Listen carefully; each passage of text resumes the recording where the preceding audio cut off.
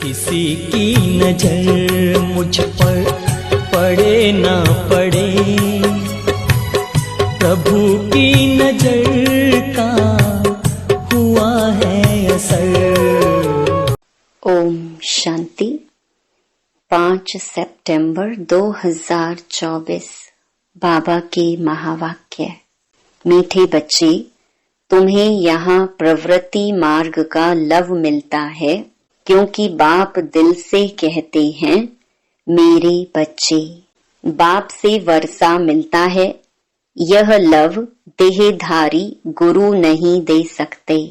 प्रश्न, जिन बच्चों की बुद्धि में ज्ञान की धारणा है, शुरूढ़ बुद्धि है, उनकी निशानी क्या होगी?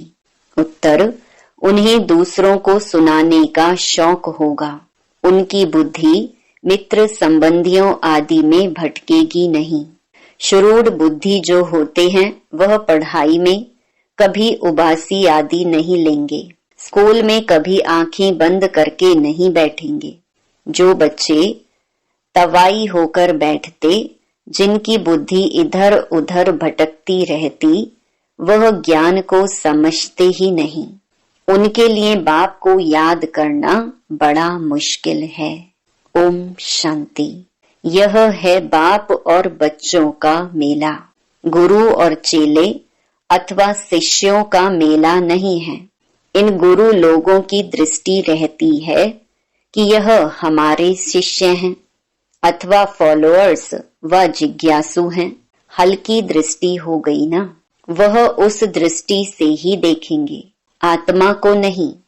वह देखते हैं शरीरों को, और वह चेले भी देह अभिमानी होकर बैठते हैं, उनको अपना गुरु समझते हैं। दृष्टि ही वह रहती है कि हमारा गुरु है, गुरु के लिए रिगार्ड रखते हैं। यहाँ तो बहुत फर्क है, यहाँ बाप ही बच्चों का रिगार्ड रखते हैं, जानते हैं इन बच्चों को पढ़ाना है। यह सृष्टि चक्र कैसे फिरता है, बेहद की हिस्ट्री ज्योग्राफी बच्चों को समझानी है। उन गुरुओं की दिल में बच्चे का लव नहीं होगा। बाप के पास तो बच्चों का बहुत लव रहता है, और बच्चों का भी बाप पर लव रहता है। तुम जानते हो, बाबा तो हमको सृष्टि चक्र का ज्ञान सुनाते हैं। वह क्या सिखाते हैं? आधा कल्प शास्त्र आदि सुनाते, भक्ति के कर्म कांड करते, गायत्री संध्या आदि सिखाते रहते हैं। यह तो बाप आया हुआ है, अपना परिचय दे रहे हैं। हम बाप को बिल्कुल नहीं जानते थे, सर्वव्यापी ही कह देते थे। कभी भी पूछो परमात्मा कहाँ है, तो झट कहेंगे वह तो सर्वव्यापी है। तुम्हारे पास मनुष्य जब आते हैं तो पूछते हैं यहाँ क्या सिखाया जाता है?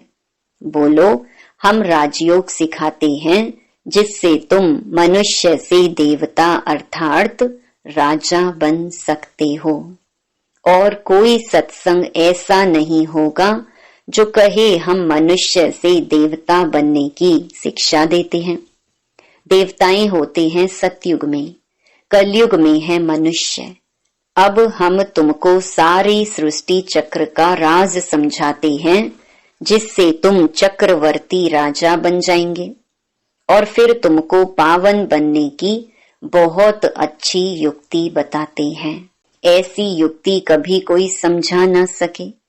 यह है सहज राजयोग। बाप है पतित पावन, वह सर्वशक्तिमान भी है, तो उनको याद करने से ही पाप भस्म होंगे, क्योंकि योग अग्नि है ना। तो यहाँ नई बात सिखलाते हैं। यह ज्ञान मार्ग है, ज्ञान सागर एक ही बाप होता है। ज्ञान और भक्ति अलग अलग है। ज्ञान सिखाने लिए बाप को आना पड़ता है, क्योंकि वही ज्ञान का सागर है। वह खुद आकर अपना परिचय देते हैं कि मैं सबका बाप हूँ। ब्रह्मा द्वारा सारी सृष्टि को पावन बनाता हूँ। पावन दुनिया है सतयुग, पतित दुनिया है कलयुग। तो सतयुग आदि कलयुग अंत का यह है संगम युग। इनको लीप युग कहा जाता है। इसमें हम जंप मारते हैं। कहाँ? पुरानी दुनिया से नई दुनिया में जंप मारते हैं। वह तो सीढ़ी से आहिस्ते आहिस्ते नीचे उतरते आए। यहाँ तो हम छीछी दुनिया से नई दुनिया में एकदम जंप मारते हैं, सीधा चले जाते हैं ऊपर। पुरानी दुनिया को छोड़ हम नई दुनिया में जाते हैं। यह है बेहद की बात। बेहद की पुरानी दुनिया में ढेर मनुष्य हैं। नई दुनिया में तो बहुत थोड़े मनुष्य होते हैं, जिसको स्वर्ग कहा जाता है। वहां सब पवित्र रहते हैं। कलयुग में हैं सब अपवित्र। अपवित्र रावण बनाते हैं। यह तो सबको समझाते हैं कि तुम अब रावण राज्य अथवा पुरानी दुनिया में हो। असल में राम राज्य में थे, जिसको स्वर्ग कहा जाता था। फिर कैसे 84 का चक्कर लगाकर नीचे गिरे हो, सो तो हम बता सकते हैं। जो अच्छे समझदार होंगे वह झट समझेंगे। जिसको बुद्धि में नहीं आएगा वह तो तवाई के मिसल इधर उधर देखते रहेंगे, अटेंशन से सुनेंगे नहीं। कहते हैं ना, तुम तो जैसे तवाई हो। सन्यासी लोग भी जब कथा बैठ सुनाते हैं तो कोई झुटका खाते हैं या अटेंशन और तरफ रहता है तो अचानक उनसे पूछते हैं क्या सुनाया। बाप भी सबको देखते रहते हैं। कोई तवाई तो नहीं बैठे हैं। अच्छे श्रूड बच्चे जो होते हैं वह पढ़ाई में कभी उबासी आदि नहीं लेंगे। स्कूल में कभी कोई आंखें बंद करके बैठे, यह तो कायदा नहीं। कुछ भी ज्ञान को समझते नहीं। बाप को याद करना उन्हों के लिए बड़ा मुश्किल है। फिर पाप कैसे कटे? श्रूड बुद्धि तो अच्छी रीति से धारण कर औरों को सुनाने का शौक रखते हैं। ज्ञान नहीं है तो बुद्धि मित्र संबंधियों के तरफ भटकती रहती है। यहाँ तो बाप कहते हैं और सब कुछ भूल जाना है, पिछाड़ी में कुछ भी याद ना आए। बाबा ने सन्यासियों आदि को देखा हुआ है, जो पक्के ब्रह्म ज्ञानी होते हैं। सवेरे ऐसे बैठे बैठे ब्रह्म महतत्व को याद करते करते शरीर छोड़ देते हैं। उनके शांति का प्रवाह बहुत होता है। अब वह ब्रह्म में लीन तो हो न सके, फिर भी माता के गर्भ से जन्म लेना पड़ता है। बाप ने समझाया है, वास्तव में महात्मा तो श्री कृष्ण को कहा जाता है। मनुष्य तो बिगर अर्थ समझे ऐसे ही कह देते हैं। बाप समझाते हैं, श्री कृष्ण है संपूर्ण निर्विकारी, परंतु उनको सन्यासी नहीं देवता कहा जाता है। सन्यासी कहना व देवता कहना उनका भी अर्थ है। यह देवता कैसे बना? सन्यासी से देवता बना। बेहद का सन्यास किया, फिर चले गए नई दुनिया में। वह तो हद का सन्यास करते हैं, बेहद में जा ना सकी। हद में ही पुनर्जन्म लेना पड़े विकार से। बेहद का मालिक बन ना सके, राजा रानी कभी बन ना सके, क्योंकि उन्हों का धर्म ही अलग है। सन्यास धर्म देवी देवता धर्म नहीं है। बाप कहते हैं, मैं अधर्म विनाश कर देवी देवता धर्म की स्थापना करता हूँ। विकार भी अधर्म है ना, इसीलिए बाप कहते हैं, इन सब का विनाश और एक आदि सनातन देवी देवता धर्म की स्थापना करने मुझे आना पड़ता है। भारत में जब सतयुग था तो एक ही धर्म था, वही धर्म फिर अधर्म बनता है। अब तुम फिर से आदि सनातन देवी देवता धर्म स्थापन कर रहे हो। जो जितना पुरुषार्थ करेंगे उतना उच्च पद पाएंगे। अपने को आत्मा निश्चय करना है। भल गृहस्थ व्यवहार में रहो, उसमें भी जितना हो सके उठते बैठते यह पक्का करो, जैसे भक्त लोग सवेरे उठकर एकांत में बैठ माला जपते हैं। तुम तो सारे दिन का हिसाब निकालते हो। फलाने समय इतनी याद रही, सारे दिन में इतना समय याद रही, टोटल निकालते हो। वह तो सवेरे उठकर माला फेरते हैं, भल कोई सच्चे भक्त नहीं होते हैं। कईयों की बुद्धि तो बाहर कहां कहां भटकती रहती है। अभी तुम समझते हो भक्ति से फायदा कुछ भी नहीं मिलना है। यह तो है ज्ञान जिससे बहुत फायदा होता है। अभी तुम्हारी है चढ़ती कला। बाप घड़ी घड़ी कहते हैं मन मना भव। गीता में भी अक्षर हैं, परंतु उसका अर्थ कोई भी सुना नहीं सकेंगे, जवाब देने आएगा नहीं। वास्तव में उसका अर्थ लिखा हुआ भी है, अपने को आत्मा समझ, देह के सब धर्म छोड़, माँ मेकम याद करो। भगवानो वाच है ना, परंतु उनकी बुद्धि में है श्री कृष्ण भगवान। वह तो देहधारी पुनर्जन्म में आने वाला है ना, उनको भगवान कैसे कह सकते हैं। तो सन्यासी आदि किसी की भी दृष्टि बाप और बच्चों की नहीं हो सकती है। भल गांधी जी को बापूजी कहते थे, परंतु बाप बच्चे का संबंध नहीं कहेंगे। वह तो फिर भी साकार हो गया ना।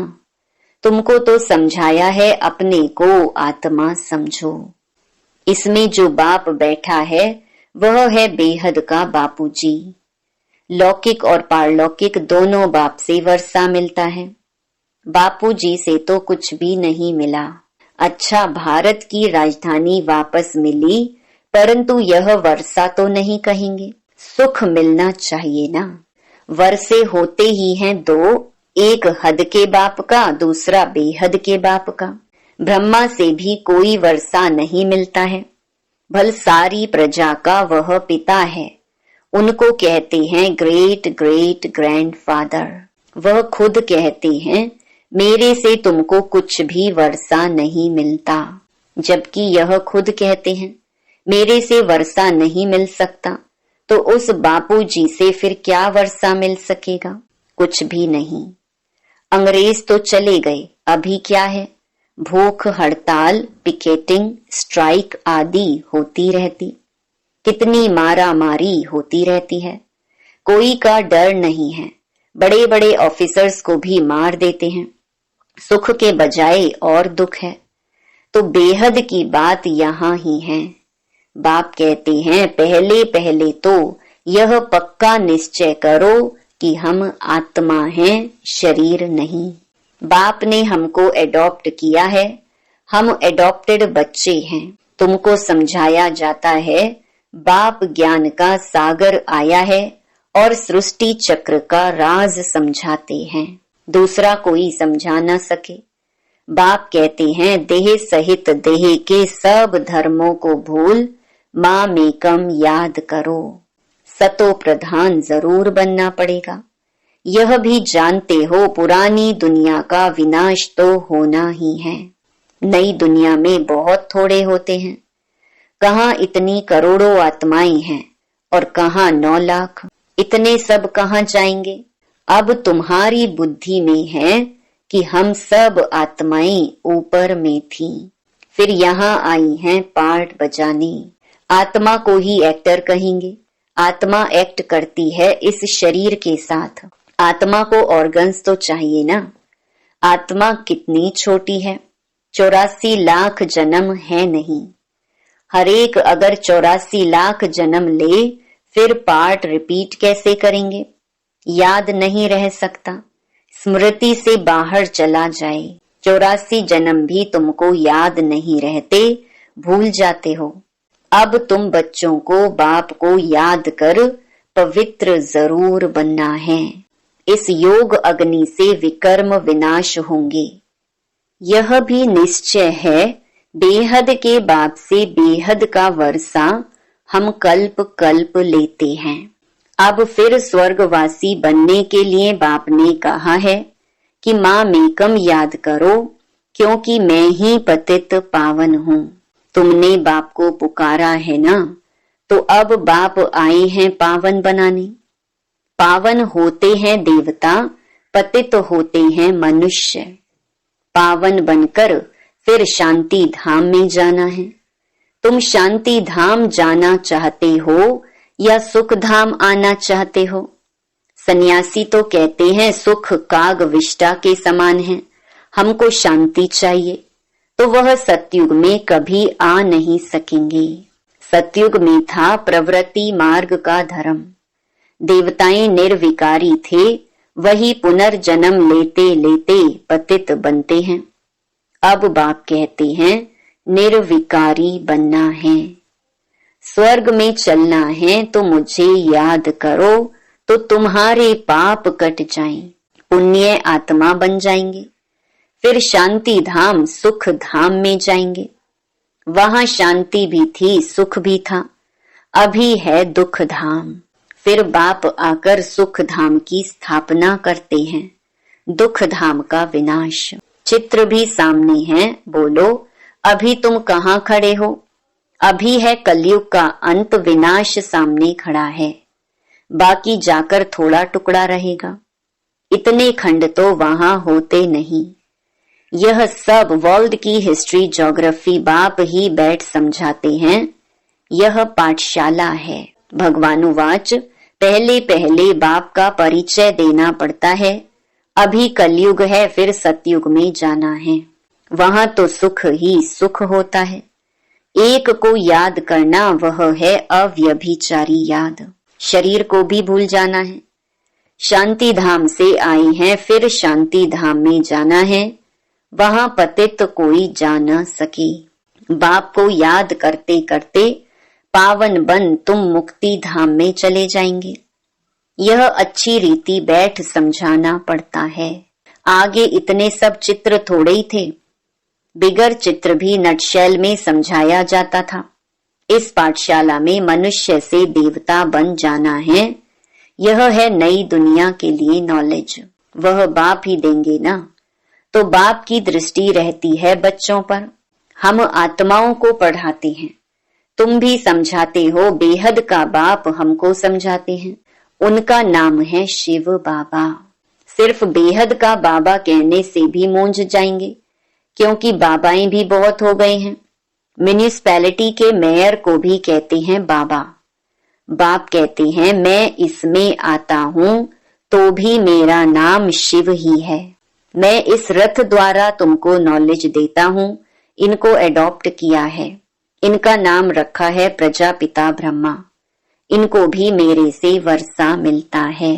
अच्छा, मीठे मीठे सिकिलधे बच्चों प्रति माता पिता बाप दादा का याद प्यार और गुड मॉर्निंग। रूहानी बाप की रूहानी बच्चों को नमस्ते। धारणा के लिए मुख्य सार। पहला, अभी पुरानी दुनिया से नई दुनिया में जंप देने का समय है, इसलिए इस पुरानी दुनिया से बेहद का संन्यास करना है। इसे बुद्धि से भूल जाना है। दूसरा, पढ़ाई पर पूरा अटेंशन देना है। स्कूल में आंखें बंद करके बैठना यह कायदा नहीं है।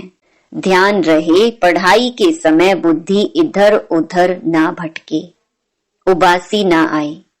जो सुनते जाएं वह धारण होता जाए। वरदान, रूहानी नशे द्वारा पुरानी दुनिया को भूलने वाले स्वराज्य सो विश्व राज्य अधिकारी भव।